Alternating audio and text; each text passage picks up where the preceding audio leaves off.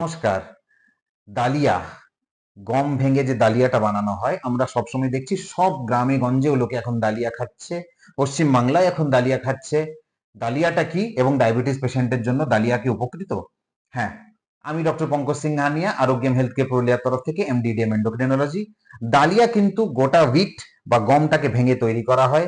তার কাভারিংটা থাকে, তার ফাইবারটা থাকে এবং তার গোটা মিনারেলস এবং প্রোটিন এবং আয়রনটা তার মধ্যে থাকে। তাই এই ডালিয়াটা খেলে প্রথম কথা পুষ্টির দিক থেকে ভালো আছে, আর দ্বিতীয়ত ডালিয়াটা পেটের মধ্যে গিয়ে অনেকটা ফুলে যায়, অনেকটা জল টেনে নেয় এবং একটা পেট ভরা ভরা টেন্ডেন্সি থাকে। তাই সেম ক্যালোরিজ হওয়া সত্ত্বেও ডালিয়ার জন্য সুগার কম বাড়বে এবং ডালিয়ার মধ্যে যে এত ফাইবার থাকে সেটার জন্য আপনার পায়খানা পরিষ্কার হবে, গ্যাস অম্বলের সমস্যা, পেট ফাঁপের সমস্যা কমবে। তাই যদি আপনার ডায়াবেটিস আছে আর আপনি নিজের খাবারের মধ্যে ডালিয়াটা সিলেক্ট করেছেন, আপনি একটা খুব ভালো সিদ্ধান্ত করেছেন। আপনাকে আমরা সাধুবাদ জানাই। ধন্যবাদ।